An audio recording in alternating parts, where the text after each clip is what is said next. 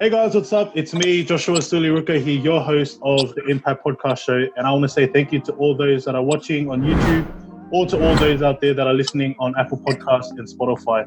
Now, before I start, I would like to just really state our mission, and our mission is simple. Our mission is to impact the one. And the reason why we're wanting to do that is because we're wanting to impact the people that we have in our own circle, impact just at least one person. And at the moment now, we are doing that. We are, succeeding, and we are winning in that aspect. And we want to continue to do that. We want to continue to just focus on impacting the one. So then we're able to impact, the nation. So that is our goal. That is our goal for our podcast show. So I just wanted to touch base onto that. Now, guys, we are on Instagram. Instagram is our main platform. So if you guys want to connect with us or you want to communicate, please be sure to follow that. We are also on Instagram, on Twitter and YouTube. So consider subscribing through that. But guys, I want to get straight into it. I want to introduce to you guys my special guest. I get the honor and privilege to have a chat with this mighty man. I've been watching this guy for the past few months, and to see what he's doing, especially in the men's community, I'm truly inspired. And so, guys, I want to introduce to you guys one of the main leaders of the men's medicine. I want to introduce to you all Lino Hola. Hey, brother, how are you? Thank you for having us on. No, all good, man. I was going to say, man, I honor you. I appreciate you jumping on board. I know that you just finished with your client, just having a chat with you before. So I want to say, man, thank you so much for jumping on board. You're more than welcome. Happy to be here. Yeah, see that. So, man, I would love to, if it's okay with you, just to kind of explain, just a bit of an introduction on who you are, because I know that there are people that may have know you from the men's medicine, but I do believe that there are some people out there that don't know. So could you kind of explain to us who you are? My name's Lino Hola. I am a proud father and husband. I am the founder of Men's Medicine. And I've been a personal trainer since 2005 in the coaching space for the last 5 years. And Men's Medicine was, I guess, the birthing of the need in a space. Yeah. This service and the work that we do, that I saw that it was highly needed. And basically I was providing a solution to a problem. Yes.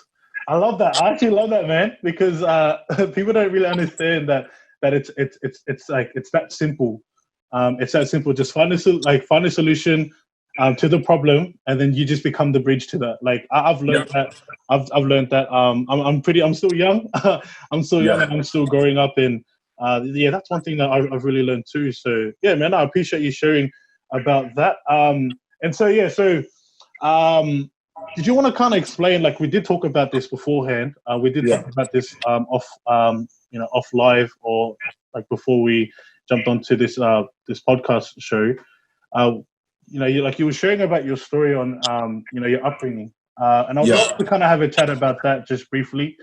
Did you want to kind of explain to us like how your upbringing was? Growing up in a Polynesian family. I guess I'm Tongan. Both of my parents are from Tonga.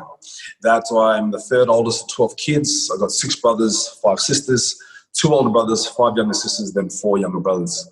We've got a young daughter. She's 13, turns 14 next month. And I guess family is a massive thing for me. I'm someone who grew up in the 80s and the 90s. And I guess back in the 80s and 90s, it was what was acceptable back then is very not acceptable now. I grew up in a very rough upbringing. And I guess having 2 older brothers, they were always twice the size of me. Even still, now, out of us 7 boys, I'm the smallest out of all of them. I accepted being the smaller one many, many years ago. But growing up, it was something that I guess I took really hard. Not because I was small, but because my brothers were a lot bigger than me, and I really looked up to them. And my experience of them as a child or as their younger brother growing up was very violent. It was very violent, between me and them, between me and my father. And my father was quite a violent man growing up. Now he's very old and very soft. But in the 80s and 90s, life was very, very different. And I guess the best that I can say is, at the time, for me, my experience was, it was hard for me to really understand why they would be that way when I looked up to them and I thought that we were family and, why do you hurt me kind of thing. But I can't take away from what it did for me. I wouldn't be in this space. I wouldn't be doing what I do if I didn't have that experience and the level of resilience and strength that I was, and the work ethic that I was able to, build and grow out of that is a massive attribution to why I am the way that I am. Yeah. Yeah, 100%, man. I can fully resonate with what you're saying. I am one of five, and I'm the second eldest. And my little brother was you. My little brother was the one that was getting beaten up, and it's funny that you say that because, like, when I was looking at my brother, I'm like, why can he handle a lot? I always question that. I'm like, why can he handle a lot in terms of the beating? Like when we would play footy, he was usually the one that could hold it. He can hold the pain. He was able to kind of resist it. And I was like, that's crazy. And yeah, man, I wanted to ask, like, how were you able to manage that? You like you were mentioning about like your older brothers were, just beating you up and just like, I guess so there was lots of us. There was lots of us, and we grew up in the suburbs. Like, we lived in a housing commission home. And growing up in the 80s and 90s, like we played in the neighborhood, rode our push bikes around, so we were actually really quite active. And then we moved to a farm. We grew up from when I was 12 till I was 18. We grew up on 100 acres. My father, we were farming like since I was a young one. But my whole teenage years, we grew up on a 100-acre farm.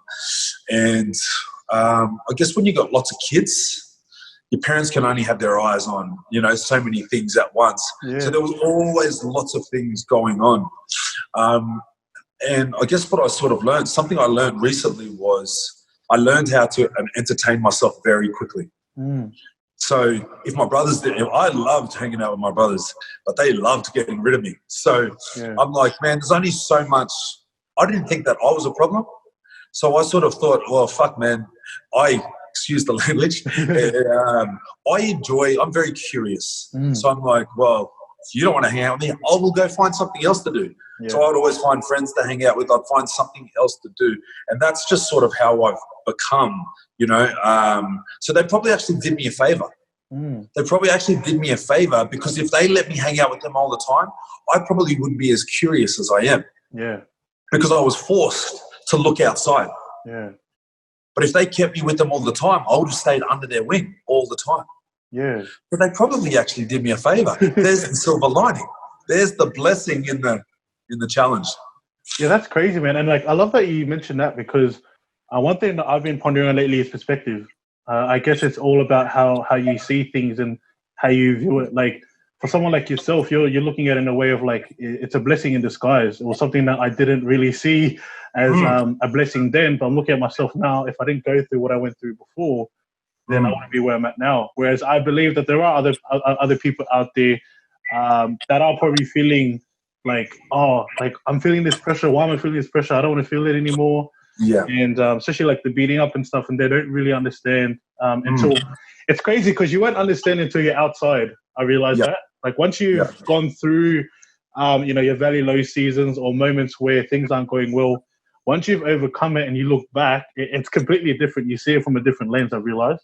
100%. For a long time, especially even through relationships, if the relationship wasn't working, I'm like, fuck, man. Excuse my language, it's not me. Yeah. It must be you. Because I was having a good time before we got in the relationship. Now we get into the relationship, I'm like, and we're experiencing all these problems. And I guess I like it. Everyone does. Everyone likes things that work. I love things that work. And when the relationship would go through tough times, I'm like, whoa, it must be you. So what I've come to realize is that there are problems everywhere. There is not a relationship that you won't experience that won't have its own set of problems. What I've come to realize through romantic relationships is, maybe even all relationships, what it comes down to is the person's problems who you're willing to put up with the most. Because some problems are a blessing compared to other problems. Yeah. I've had some relationships where that was just toxic. I would pay to get rid of those problems. The problems that I experience now in my marriage don't even compare to the problems I've experienced in the past, they're a blessing. Like, they're like child's play compared to the tough challenges I've experienced in past relationships. So perspective is massive. 100%, man. I know. Like, I love that you touched based on your relationships, because I've learned over like my youth stage on how much of a difference life is when you finish school, and you get to a point where you start to date outside of school, and it's not about the clout, as they would say. You're not doing it for the fame. Like, this is real life. This is like the person that you're going to be forever. So like, while we're talking about that, I would love to have a small chat about relationships, because we did touch about that too, and it's crazy because we do have some sort of a similar story in terms of why we do what we do. So I'd love to kind of explore on that. When we were talking about before, my story on how I really, like, my first bout of depression, or my only real one, was at the end of a breakup. Yeah. And like you were sharing with your story, that's how you kind of got onto this, is when I was going through that tough time, that's how I learned to be for people today. Yeah. That the friend that I was confiding in back in that time, he became my best friend. Yeah, man. He became my best friend. He became my best man. He became my daughter's godfather. He's the unconditional love and support that he was able to have for me. What I used to do is, at the time, I was actually a cleaner. So I was taking a break from being a personal trainer, and I was working with my sister doing insurance cleaning. And I remember that when I would be up, so we would do insurance cleaning, like fire damage, water damage, and I was up in the ceiling cleaning some soot off some purlins up in the roof. And I remember, and I was just like in tears, and I'm calling him every 5 minutes. The floor was water damaged, so we had fans going on, and I'd call him, and I remember asking him once, I said, "Bro, what do you tell your workers?" And he was just like, "What do you mean?" And I said, "Bro, I call you literally every 5 minutes in tears, crying, and you keep on picking up the phone." And he goes, "Oh, I tell him to F off." He goes, "Like, my mate needs me, so I'm going to pick up the phone." And that changed everything for me. Yeah, man. After that, I guess what that told me was, regardless of how bad it gets, he's got me. Now I felt safe to go out and start improving on myself. Yeah. And I guess that's kind of something that everyone's looking for, to know that regardless of how bad it gets or how messy it looks, that they know that they've got that one person out there that's got their back, no matter how ugly it looks. Someone's got them. And when you know that, you feel safe. 100%. When you feel safe, then you can trust. And when you can trust, then you can get into action. Yeah, well. Does that make sense? Yeah, no, 100%, bro. Like, I totally understand where you're coming from. Because, guys, people don't really know that, eh? Yeah, when you don't feel safe in your own body, you're clutching at straws. You're desperate. You're irritable. You're erratic. You're unlike your normal, authentic self. Yeah. You're so far from your higher self, it's really hard to see the light in the darkness when you're living life from that place of fear and scarcity. Yeah. Yeah, 100%. And like, yeah, people don't really know my story. And I'm just gonna share it now. So guys, the reason why I wanted to bring Lino in is because like I didn't really know that we had the similar story. We went through a stage of depression, and I'm not afraid to say that, because I wouldn't be the man I am right now if I didn't go through that. But I remember my mate, we were just friends. We only met like probably 4 months ago, so it wasn't even that long. And like we just met through church. I looked at him, I was like, bro, he looks like a pretty sweet guy. But then it came to the end of that year, 2017, and I went through a real, real toxic relationship that I was covering. I realized that I was the one that was covering it more than she was. And like, long story short, she broke up, and then I was at a real bad state. I was in a really bad state, went through depression, and then came to a point where I was actually going to commit suicide. I was going to commit it. I was going to be like, you know what, like, stuff this. Like, my family didn't know about it. I was in my room, and I was already contemplating how I was going to do it. And I said to myself, you know what, I'm just going to call one of the boys, and if he doesn't pick up, right? Like this is how legit it was, right? People don't realize how legit it is. I literally said to myself, if he doesn't pick up, I'm gonna kill myself. Like I'm going, like I'm gonna let go of everything. And so he picked up, right? And it only took him probably, I would say, 2 minutes. It only took him like 2 minutes, and then he said straight away, "All right, see, I'm dropping my things.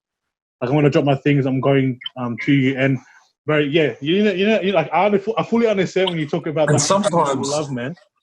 sometimes, people that are really in deep in those situations, that they feel so unsafe that when someone is there, they're so blind they can't even see the help when it's there. 100%. 100%. And even when you're in that time, it's really hard to sort of believe it. But now that you're so much more better off and you're living a better life, you're so grateful that it actually happened. But there's some that are really, really deep in it. And something that I've been sharing with people lately over the last couple of weeks is the importance of not making things wrong. And the importance of honoring what's real for you in this very now moment. Because what you resist persists. So when you're trying to stop your emotion from coming up and crying and saying the things that might sound like they're crazy or I can't believe you said that, like what you just shared then. Yeah. Geez, you felt like that. The power's in the vulnerability. That when you share it, now you no longer are held down by it. It 100%. No longer has power over you. Yeah. And what you resist persists. So when you keep that down, it's bubbling. It's going to keep on coming back. And every time it comes up and you shove it back down, every time it comes back up, you shove it back down. Now you're creating dis-ease in your body. All emotions are human. So what you were having was a human experience. They are all parts of the human.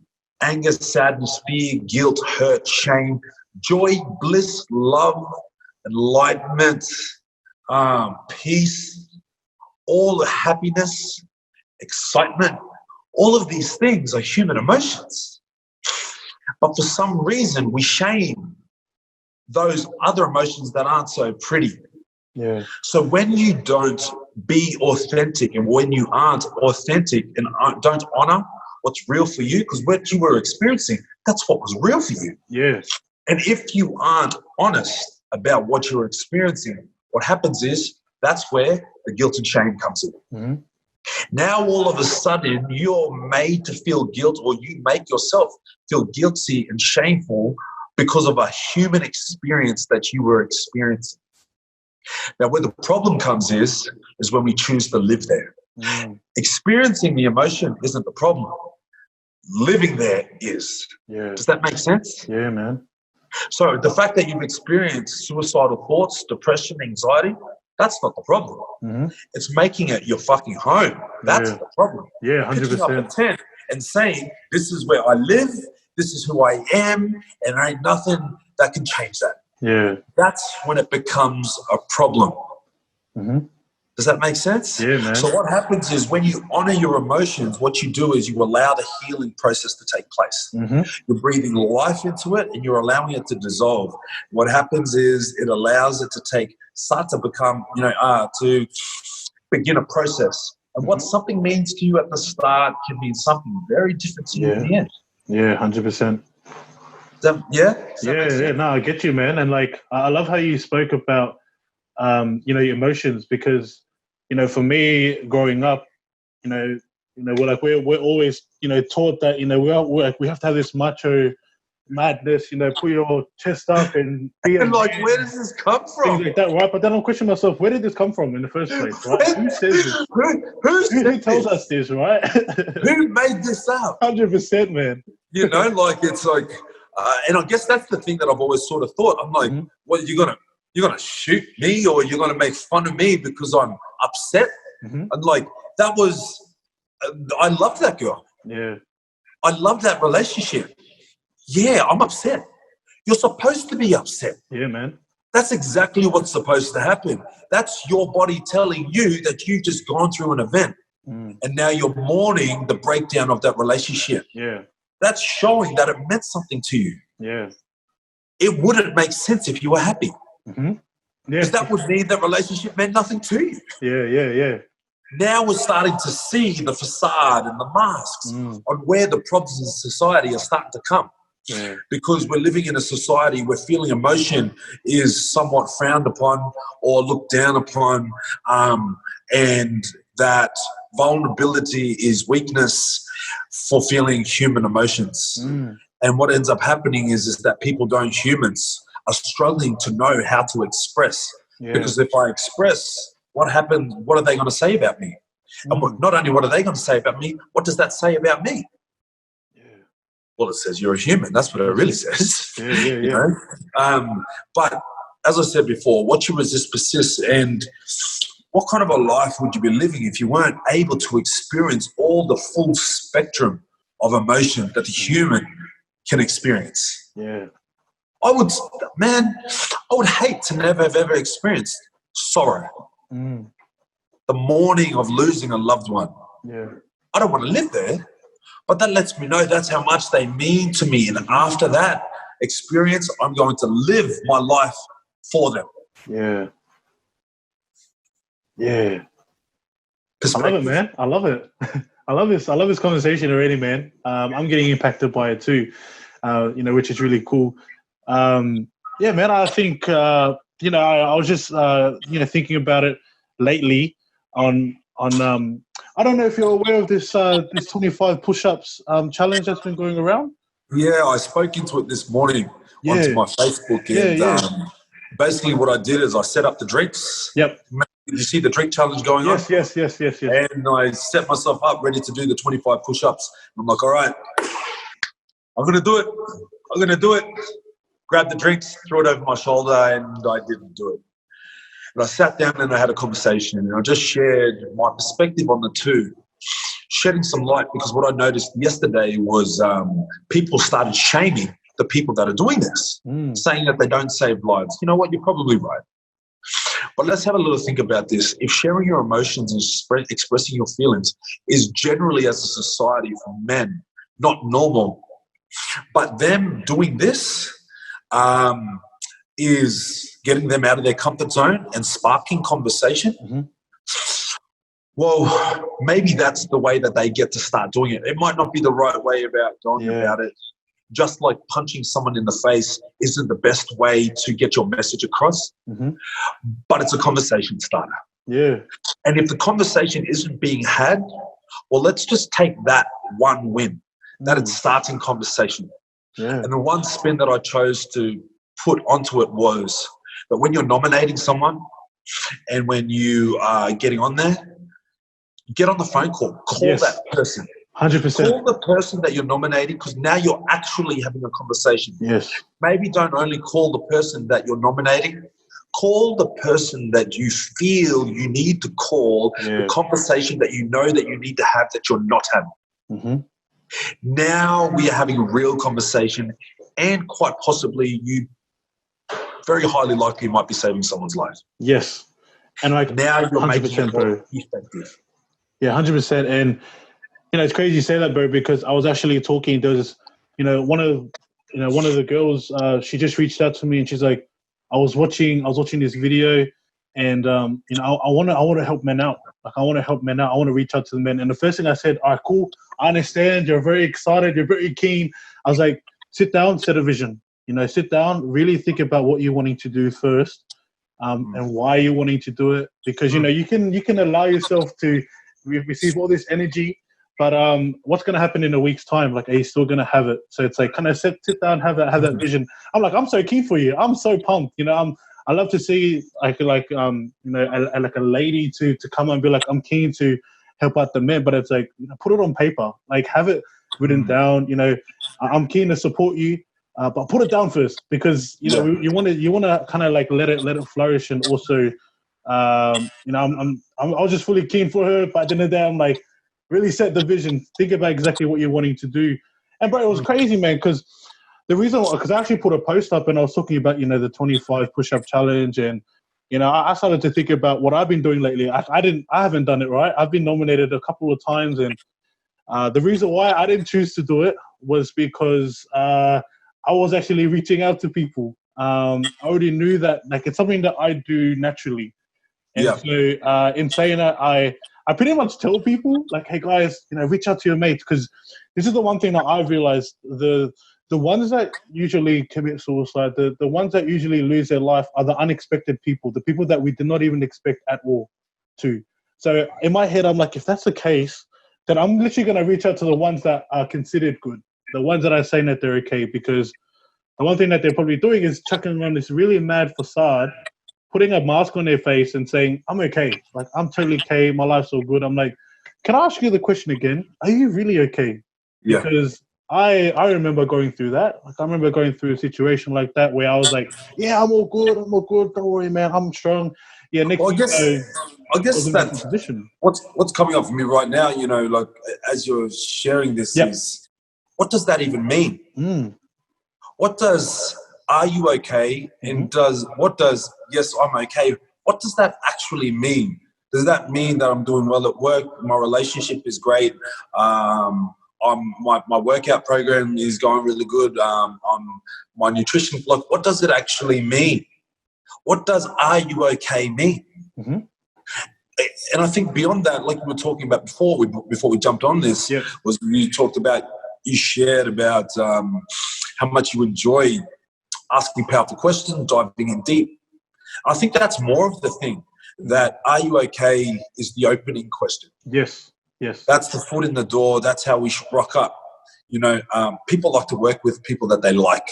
And if you're always rocking up like a bull out the gates, with the hard hitting questions, like work your way into it, get your feet wet. And that's probably 100%. what my suggestion to your female friend is. Yeah. Immerse yourself in it, get your feet wet. If this is really what you want to do, you'll get out there and you'll get to know people. And you'll start to ask more powerful questions. And it will start to develop within you what you feel like you want to do, plus also what you feel is possible as well. But beyond the "are you okay" is knowing how to ask some more powerful questions after that. What does that really mean? Well, how is your family? How is your relationship? How are your kids? How is your training going? How is your health going? Have you spoken to your mom? How's your sister going? How's your brother going? Are you playing football again? How's work going? Asking about all the areas of their life. How's that idea going that you were talking about? Yeah. Asking all of these powerful questions so that you can get some powerful answers. And all of this information, the way that someone sounds and the way that they speak and the tone of their voice and the pace at which they speak and the replies that they give, it's all feedback. Yes. It's all feedback for you to really gauge as their friend or as another fellow human being about, how authentic, what you're hearing is. But also you get to know them more. Yeah. At the end of it, that's what it is for me. I enjoy hearing stories. Love hearing stories. Yeah, man. Love hearing people's, stories from where they were, from where they are now, or how they overcame a challenge, or just, man, people have so many amazing stories. I think most people just don't bother to ask. Yes. Yeah. I'm like, if you're not asking, something that I always say is, follow to go against what your heart desires. Why would you? Even allowing those words to come off your tongue, they sound stupid, yeah? If you're not following your heart, then what are you following? Yeah. If it's not coming from your heart, then where's it coming from? Yeah. Was it all in your head, or were you just doing something that someone else told you to do? Or are you just following society? I want to know what's in your heart, because it's what's in your heart. That's what moves people. Yeah. That's what people resonate with. And if I'm not hearing what's from your heart, well, I'm not really hearing what's authentic. Yeah. And ideas are great. Yeah. Love ideas. But it all starts from somewhere. And a real idea, when you follow what's in your heart, you don't have to be forced to do anything. Yeah. People that follow their heart, things that come from the heart, you don't need to ask twice. Because it's part of you. Yeah. It's part of who you are. It's part of your being. It's part of your DNA. It's part of the way that you are. Men's medicine, for the massive part of it, man, we walked. The money that people had paid the concession basically paid for the events. But we didn't make mass money out of it. Purely did it out of our hearts. Yeah. That is the only thing that would get me up at 3 a.m. in the morning so that I could go walk 20 kilometers with a bunch of strangers. Yeah. In different cities. We walked in originally Gold Coast, then Sydney, then Melbourne, then Hamilton, then Napier, and then eventually Auckland. I think across it all, then at the end of the year, Queenstown, then Christchurch. 8 different cities in 6 months. And I think I walked each city before I walked it with the group, because I went out there, I flew down to wherever it was so that I could do the recon. I can't make people do something that I've never done. Love it, man. Especially when I'm the one leading. Yeah. If I'm at the front, how would it be the guy at the front doesn't even know where he's going? Imagine all of us, 50 of us in the bush, no idea what's going on. Lost. So I had to go and make sure that it was a safe trail for us all to walk on. Plus, I need to know what I'm looking for. I need to know that all the exercises that I want to do, that we've got the space to do it. Yeah. So that's what I did. And I think I might have done about 16 walks. For the financial reward that came out of it, it by no way weighed up what the effort that went into it. Not even close. But the feeling of what it gave me, of what I knew, what I was doing, I knew it was the thing. Yeah. I knew it was the thing I want to do for the rest of my life. Not just the walking, but the work. That this work, and I've been personal training since 2005, that when you come across something that you know is the thing, hold on to that. Yeah. And that's what will get you up when you don't want to get up. That's what will make you do it when you're not getting paid. That's what will make you stick through it when it gets hard, because it's a piece of you. It's part of who you are. Yeah. That's crazy, man. I love how you express that, especially the leading part. People kind of don't really understand that it's not. I wouldn't say it's difficult, but like I say, it's not easy. It's not easy being the leader. You've got to make probably just as harsh decisions on your own self to make sure that you're prepared for what is to come. And I've seen that in you, man. Like I see that in you and in what you're doing. So yeah, man. What does it take for you, man? Like you're the founder. You're the founder of Men's Medicine. What does it really take for you to run this whole thing? This whole campaign that you're running. It took over my personal training. I knew it was the thing that I needed to be doing. I knew eventually that I would be going full time. Now this is my office now. I've got a gym. We got like a studio, and this is my new office. And when we were walking, it changed my training. It changed the way that I ate. I generally didn't eat until after the last exercise was done, which might be about 2 or 3 o'clock in the afternoon. Yep. So I've been up since maybe 10, 12 o'clock, because you don't want to be out in the bush needing to do number 2s. So that's why I was very mindful about the way that I ate, because I'm leading. I was mindful about the way that I train, because I don't want a sore body while I'm out there walking. Yeah. And I'll be 100% honest, when we got to Napier the last time, my body was tired. My body was tired, and I sat in the car and I took a few breaths, and I think we had 60 or 70 men that were coming to walk with us. And that walk's 17 and a half kilometers. I think it is. Yeah. It's 8.5 kilometers both ways, 17. And what happened was, it was like maybe October, and I've been walking every month since June. Since June was our first walk. But I started the walks back. I walked by myself.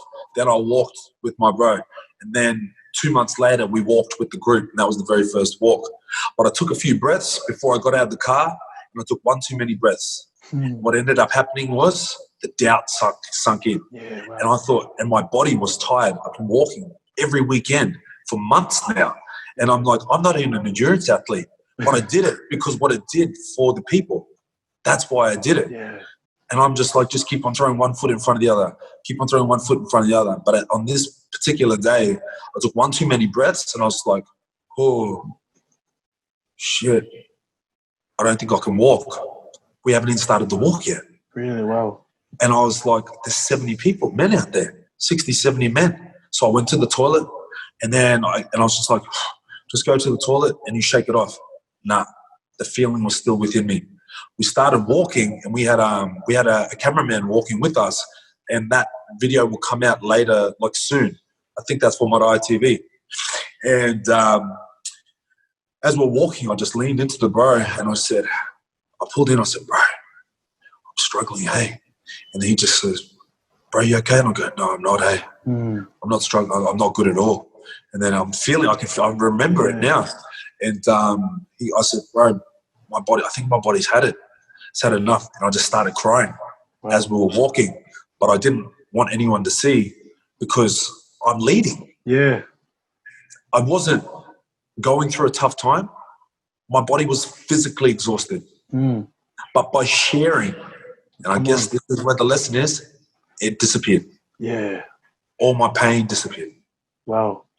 I found the energy and the strength to walk. And we walked all the way to the end. We walked back and we got back at 7:30 at night. We were gone from 7:30 in the morning to 7:30 at night. That's crazy, bro. That is so crazy, man. Like that is truly inspiring. And I love how you spoke about, sharing, voicing things out, because I'll be real with you, A lot of people don't realize I actually have people that I go to have conversations with. It's important. I have my partner. I've been dating her for since I finished Bible college, which was in 2018. So we've been dating for a year and a half now. And bro, the amount of things that I shared to her, probably no one in the world knows the things that I've shared with her. And for me, I realized in myself that the more that I shared onto her, and also making sure that she's having someone to talk to too on this, because some of the things that I do share is like real hard. The things that it might be easy for me to share, but for her to receive it, it's like I need someone to talk to about this. And so I'm always making sure, can you please talk to someone? Talk to like a mentor. If you do, and like even now, I always try and tell her, like, if it's hard on you, it's okay. I'll find someone else. Not to say it's a bad thing, but just to make sure that we're both safe on both ends. And I've realized that I am probably just as strong now than I've ever been because of the power of opening up. Yeah. So I love that you share that, man, because like that kind of confirms to me that when you actually express your emotions, when you express even both negative and positively, when you express like your love for your significant other or your love with your family, you don't realize the power, like the actual power that you get from it, both negative and positively. Well, sharing does. Yeah, sharing does two things. Sharing helps you, the person who's sharing, but it also helps those that are listening as well. Yeah. And people receive learnings a lot more effectively through stories. Yes. So when you share your story, they can pick up on the messages that are in your story, and you'll be surprised that how many people take away the lessons from you sharing your story. Yeah. And they use that to apply to whatever struggle that they're going through, and then they come back and they share it with you. Yeah. And you're like, oh man, I had no idea. You don't know what someone is going to gain out of you sharing your story on how it's going to help them. So, yeah, they're the two things we share. When you share your story, it helps you, the person sharing, but it also helps those that are listening as well. Yeah, that's crazy, man. And also it builds trust as well. Yes. It builds trust between, when you're vulnerable, it allows people to feel your heart, but it also allows people to build trust with you as well. Yeah. So, that's a massive gift that you're giving to your partner, because you're telling her that you trust her. Yeah. Plus, it's also a massive gift to her because she is that type of person for you. Yeah. And it's also always important to acknowledge those that we're sharing with, that this is what they do for you. Yeah. Yeah, 100%. And the other thing is especially if you're in the position of where people look to for help and advice, that it's important that you do the same thing that you ask of them. Yeah. So if you're someone in a place of I guess, where people look at you as an authority or a public figure or an influencer, someone of advice, that you also have someone too. So like I'm a coach, but I've got a coach. Yeah. I can't be asking my clients for something that I'm not willing to do myself. It's not cheap. Yeah, 100%. Yeah, but that's the level that I need. Yeah. I need someone who can hold me accountable to call me to my highest version of myself. Yeah. Someone that brings the best out of me, not just someone that I confide in. I've got plenty of those. Mm-hmm. We've got plenty of people to confide in. But for me, I believe life is a life of progression, yeah? That it's not about perfection. There is no perfect, doesn't exist. That's what makes imperfection so perfect. Yeah. Yeah? Yeah. Like the small nuances of, like when your partner, she's got a particular laugh. Mm. She's got a particular way when you do a particular thing. Yeah. And that little thing is that unique relationship that you have with each other. Yeah. To someone else, they hated it. But for you, you love it. Yeah, 100%. She might snort when she laughs or, do something really, really silly.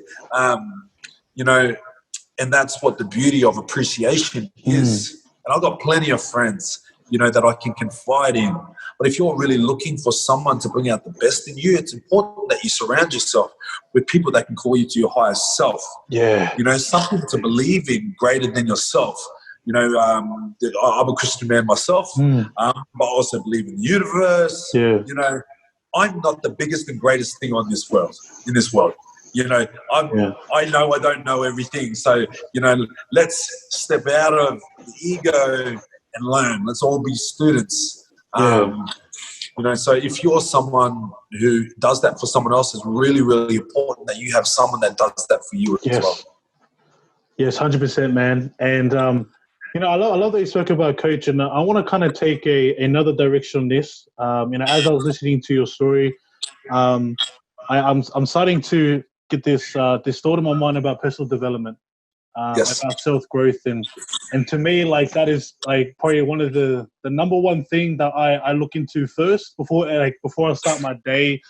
And people are actually quite curious about what I do. I'm not too sure if you're aware of the cold showers, the immersions, and for me, I love to spend at least an hour out of my day in the morning to really make sure that I'm okay, that I'm sane, that I'm ready for what is to come. And honestly, I've only just started this like this year, and the cold showers I've only just started probably like a month ago, and there has not been one day that I have not stopped. And it's pretty cold here in Sydney.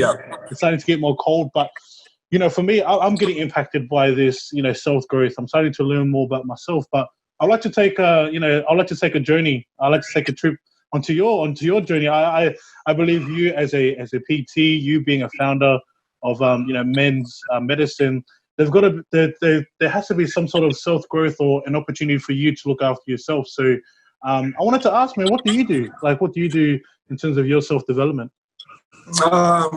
When I got back into personal training back in 2013, I took a year off, and I love going for morning walks. I love sunrises. I love walking by the beach. So a lot of the time, at that time when I started to get back into it, I started to listen to YouTube and motivational videos. Yep. And what happened was that I guess that was really the start. And like now, like my routine is it's wake up, I do my warm lemon water, apple cider vinegar, Yes. I take my fat loss stack, then I go for a walk. Monday, Wednesday, Fridays I walk. Saturdays I might go to the beach or I might walk, depending on what I feel like. Tuesdays and Thursdays I start off with HIIT, and then I'll go for a beach swim. We have a deep freezer at home. We've got a chest freezer that we use. That's our ice bath. Yeah. So it's like something minus something degrees. Damn. My crazy housemate, he had this bright idea, but that really helps with recovery. But that's usually how I start the day off, and I'll generally listen to whatever's on YouTube as I walk, or my favorite tracks. That first part of the day, the whole purpose of giving to yourself first is so that you're starting your day off with your own energy. like you said, so that you can, really take on the day and perform at your best. That if you start your day off with someone else's energy, your emails, your text messages, social media, you don't know what's there. Yeah. You don't know what's in the email. You don't know what's in those text messages. And as good as it is, for you to be in the know or aware, after an hour, you can address that. Yeah. It's still going to be there after you've given it to yourself. And the basic concept behind that is that we cannot give what we do not have. Yeah. So if you are not giving to yourself, what you're doing is you're pouring from an empty cup. Yeah. Does that make sense? Yeah, no, 100%.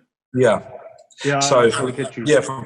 So for me, cardio is how I like to start my morning, because I like to train about midday. I like to eat 9, 12, 3, 6 p.m. I keep it structured because it's foolproof. I can do it without thinking. Yeah.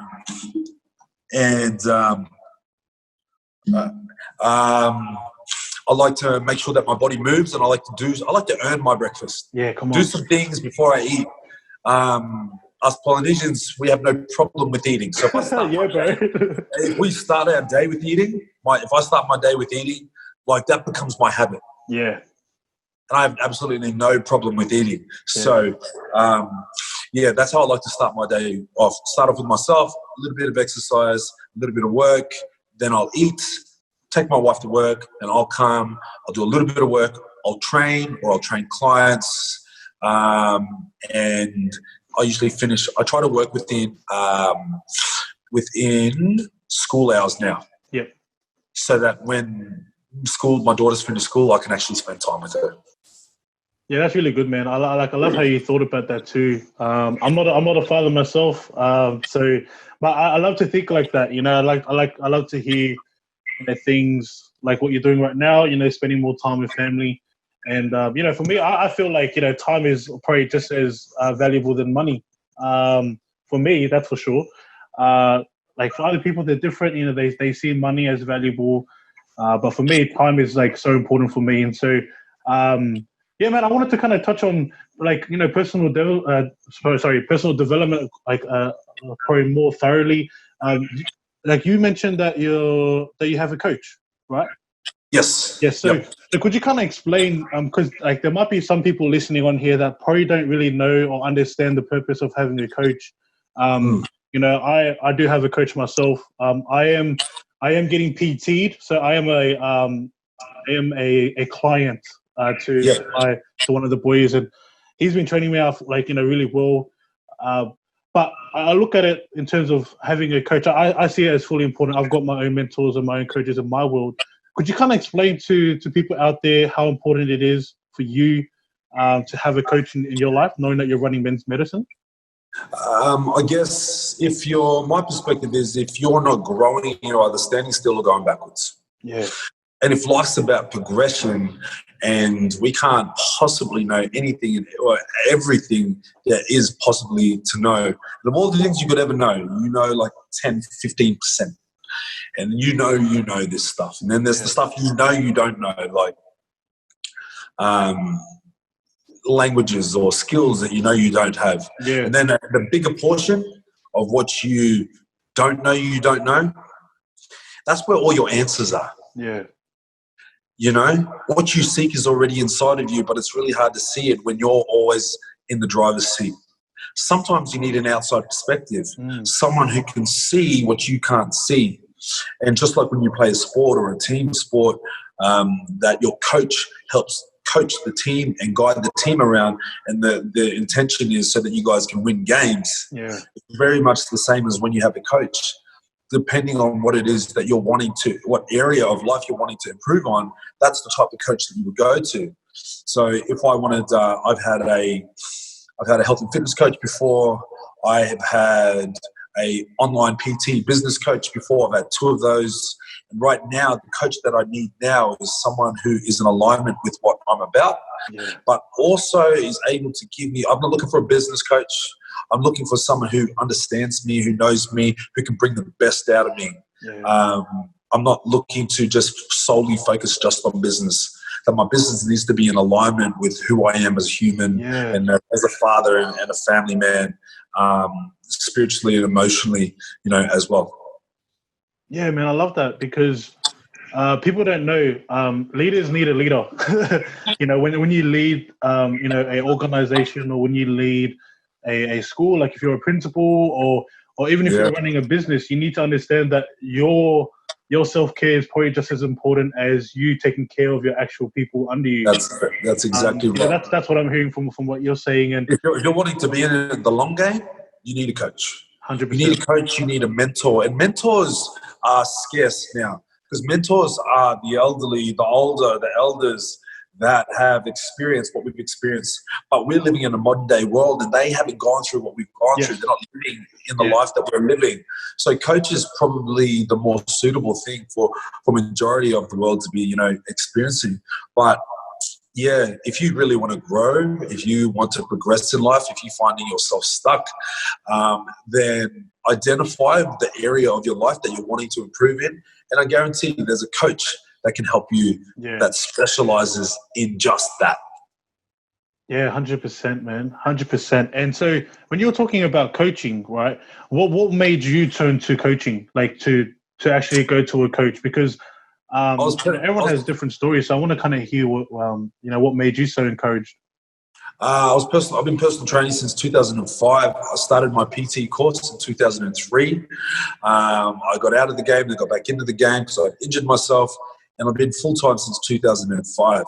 I guess I'm 36 now, turning 37, and after my 30s, I kind of realized that I really needed to knuckle down. Yeah. And I'm just sort of projecting, and 5 years ago, I sort of projected the next 20 years, just trying to work out what am I doing with.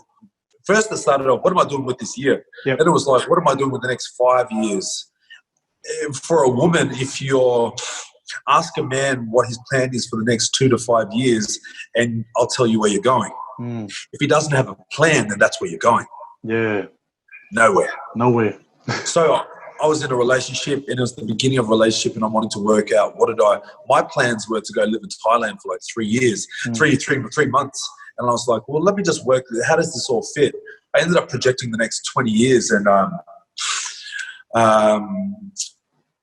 were talking about personal development. Yeah. My journey from there was that I don't want to be on the tools at 40. Yeah. So if I don't learn to transition into the next stage of my career, I'm going to be 40 years old, 20 years personal training clients one-on-one for an hourly rate.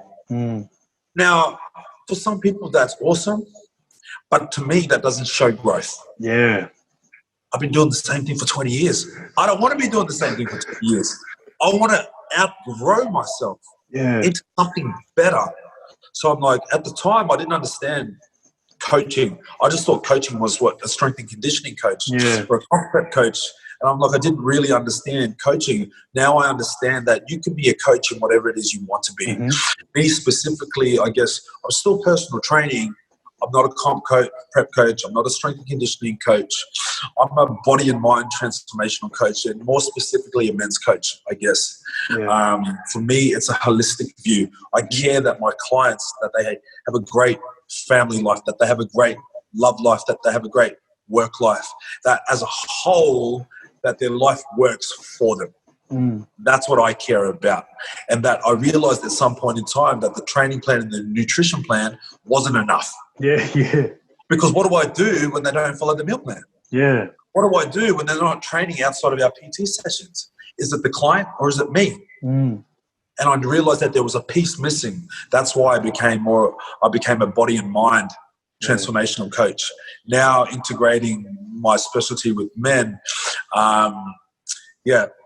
everything changed. Everything changed.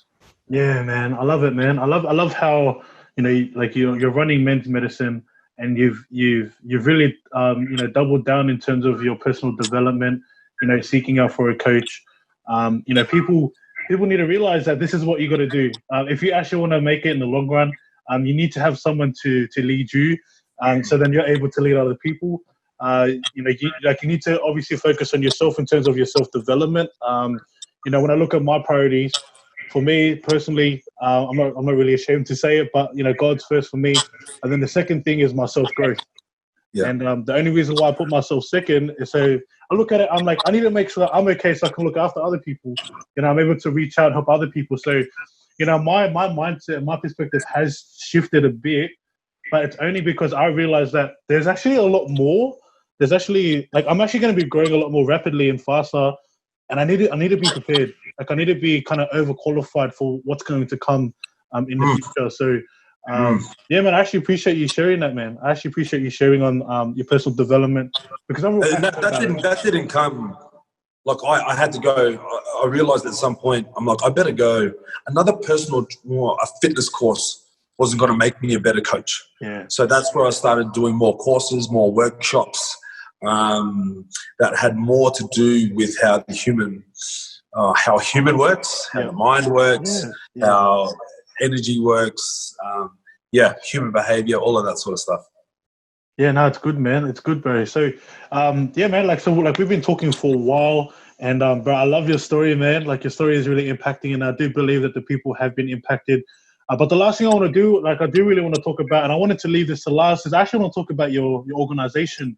You are the founder of Men's Medicine, and I'd love for you to take this time out to share a bit about what the organization is, the vision, just anything that you've got in store for all those out there listening. Basically, Men's Medicine was birthed out of, I guess, the need to provide a space for men to feel safe to get out of their own way. Providing them with some tools so that they could actually achieve that. I guess for me, I really truly believe that life is beautiful. Yeah. But it's really hard to see that when you've got clouds weighing you down. So that's what Men's Medicine, was designed and created for.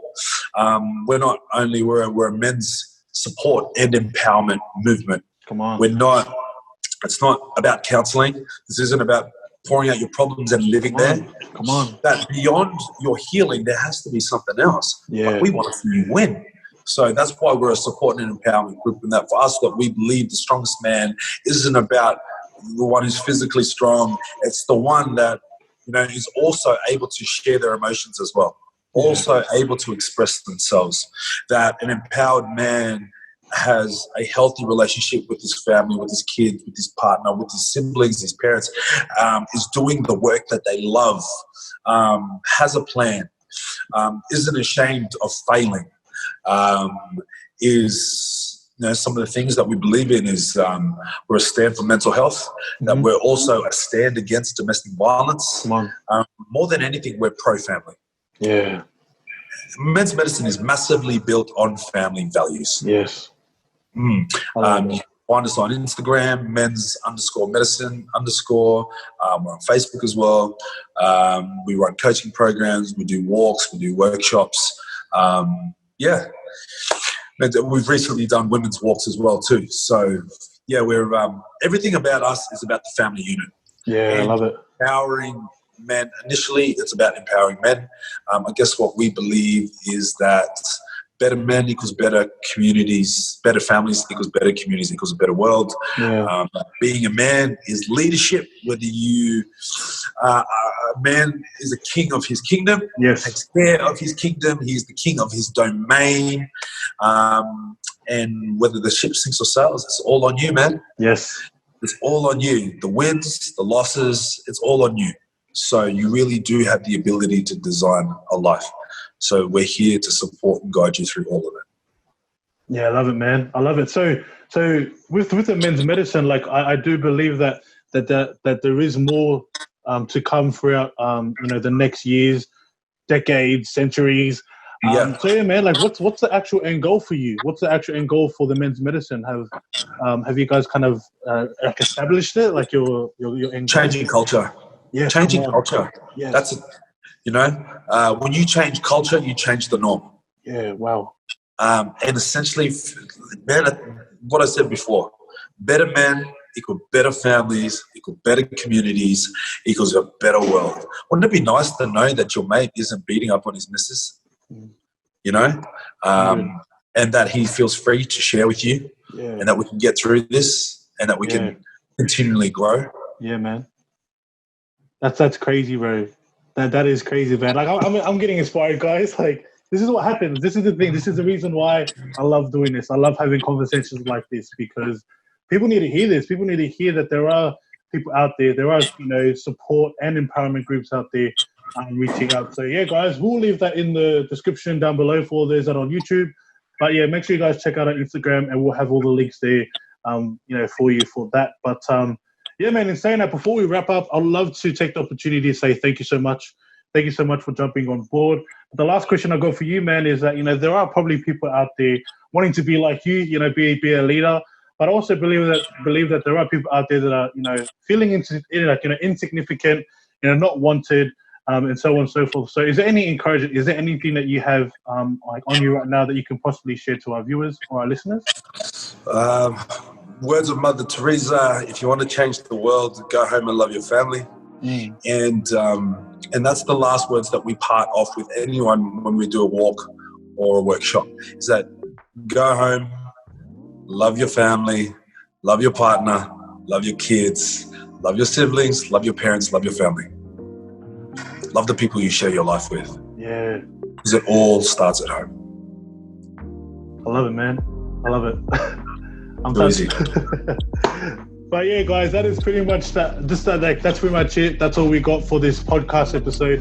Thank you so much, Lino, for jumping on board, and thank you guys for listening. If you guys got any questions or anything, please shoot us a direct message on Instagram. But yeah, man, how can they connect with you? You can find me on Instagram, Coach Hola, or you can find me on Facebook, Lino Hola, LINOHOLA, or you can find me on Men's Medicine. Yeah, no worries. So guys, that is all that we got. Thank you guys for tuning in, and we'll see you guys in the next one.